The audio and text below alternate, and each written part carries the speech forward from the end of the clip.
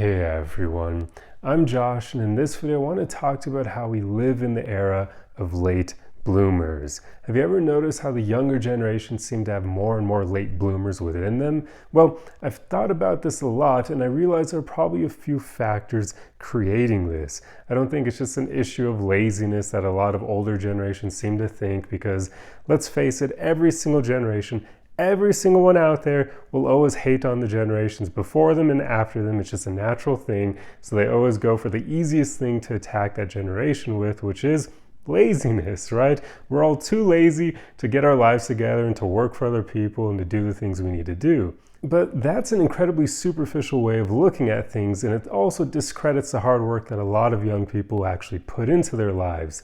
Now, I think this is a lot more nuanced than just laziness. In fact, if you ask me, some of the biggest culprits here are the economy alone, inflation and stagnant wages, basically all these things that have factored in to creating just a landscape that's difficult to navigate for the younger generations. Because think about this, what was possible for people to accomplish by 30 years old in the 1980s and even up until like the early 2000s is no longer really achievable for the younger generations, because the cost of living has skyrocketed. Home prices have skyrocketed. The price of cars has skyrocketed. So many things have become a lot more expensive, and guess what hasn't changed much? Wages. So even though all these other things that relate to cost of living have skyrocketed, wages have not really gone up to support that. So the cost of living is huge, and then wages have remained about the same. And it's horrible. This is why you have a generation or an entire era of late bloomers, because I don't think this is actually just a millennial thing. I think it's going to affect Gen Z as well, and probably even the generation after them, whatever they're called, Generation Alpha, I don't know. But yeah, it's going to affect all the younger generations until something gives, until the economy crashes and has to balance itself out again, or I don't know, something needs to give, because this will keep continuing until something changes everything. So this is why, in my opinion, there is a whole era of late bloomers, because you can't possibly create the life at the same age of 30 as an example that people in prior generations used to be able to do. Like even my parents, by the time they were 30, they already owned a house, and they're also only a few years away from starting a family and having me and my sister.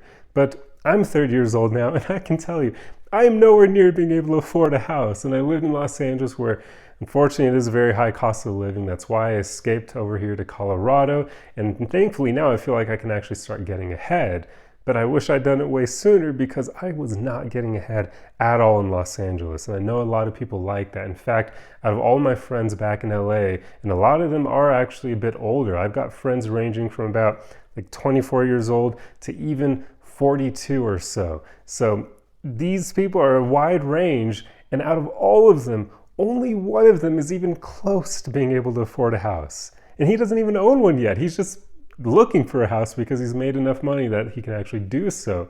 But out of all the other friends, none of us are close to being able to afford a home. And remember, that age range is from 24 to 42. So even people in their 40s can't afford homes in LA. So this is not something that's as simple as saying, oh, people are just lazy. No, it goes way beyond that.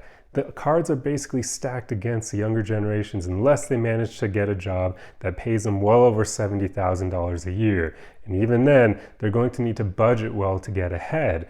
Because even if I had been making $70K in Los Angeles, if you have your own apartment, that's going to be a huge chunk of your income. The food and whatnot that you need to survive will also be a decent amount of money. Then gas, of course, which is ridiculously expensive in Los Angeles. And of course, you're going to need a car, which means insurance. And yeah, there are just a bunch of things that are going to increase your cost of living. And all of that makes it very difficult to get ahead. Now, I am using a very specific example here, which is living in a big city, because the Los Angeles area, that's made up of a bunch of big cities, and none of them are really that cheap to live in. If you move outside of the big cities to like rural areas and that sort of thing, you probably have better odds at being able to get ahead. But from what I know, most people don't typically live in those areas. Big cities do tend to be what attract a lot of people. So a lot of people from my generation, the one after it, they're going to likely be living in big cities, which means they're going to feel that pain of ridiculously high cost of living with income that doesn't really match it. And nowadays with remote work, I would argue that everyone who's young should strive to get a job that pays well and then move the hell out of big cities so you can actually get ahead. Because you're not really going to be able to get ahead in that environment. The cost of living is so much, and even if you get a decent job, you're probably just going to be scraping by, and if any crazy accidents happen that you need to pay for, that's going to make it so now you're probably going to be in the red. So you really want to get away from those expensive places to live in. But yeah, hopefully I've been able to demonstrate why there's an entire era of late bloomers, because it's just not feasible for most people in my generation, the one after it, to be able to afford the things that prior generations could afford at certain milestone ages, primarily 30, because a lot of millennials are now hitting that age, and Gen Z isn't too far off away from becoming 30 themselves.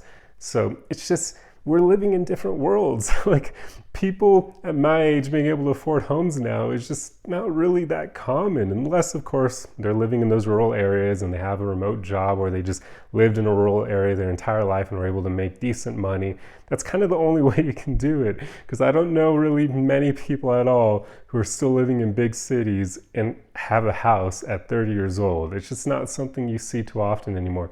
And if they do somehow have a house, you can be sure they're crazy in debt because of it, and that's not exactly a good way to live either. So it's just really unfortunate how the economy and other factors have created this current state of the world, and this is why millennials and the younger generations are the way that they are. I mean, we're basically born into a world where the cards are already stacked against us, because how the hell are you meant to get ahead when wages are the way that they are and the cost of living is high as hell? Like, what are you meant to do? And I know some of the older generations will say, well, just work your butts off. Yeah, but like, the wages haven't really changed much. You're gonna have to probably spend at least a decade, maybe even 2, to be able to start making a good amount of money, enough to be able to afford a home and that sort of thing. That's a long time. Whereas prior generations, you guys were able to afford homes at 30 years old. So it's crazy. Yeah, things just aren't comparable at all nowadays, and that's why there's all this tension between generations. Well, I shouldn't really say that there's tension, but you know why they talk so much crap back and forth amongst each other, because none of them can understand each other. The older generations can't understand how things are for the youth and the fact that everything is way more expensive than it was for them, and then younger generations can't understand the older generations and their mentalities, because the world was entirely different when they were growing up. So it's unfortunate, but my point with this video isn't to create a bunch of issues between the generations. It's just to show why there is this era of late bloomers, why it seems like so many of the younger adults they're like grown children, because they don't feel like adults, because those milestones for adulthood, like owning a home and starting a family, are way harder to achieve now. So it's taking them longer to hit those things, which means it's taking them longer to actually feel like productive adults, like they fit into society. So there you go. Hopefully I put that in a way that demonstrates some of the factors that have made this late bloomer era occur, because it definitely is a thing, and it's really unfortunate. And yeah, it is what it is. I just wanted to bring awareness to it and kind of hopefully explain some of the things. Obviously, I didn't get into everything. There's so much nuance here. There are a bunch of things contributing to this, but really one of the biggest ones is the economy, and just the fact that it is so freaking difficult for my generation, the ones after it, to do the things that prior generations were able to do at our same age. It's unfortunate. It is what it is. But yeah, I hope you enjoyed this video. I hope it was insightful for you. I'd definitely love to hear your thoughts in the comment section down below. And well, if you enjoyed this content and you're not already subscribed, feel free to do so for more videos like it. If you enjoyed the video, feel free to throw a like on it for the algorithm, and I will see you guys in the next one. Arrivederci.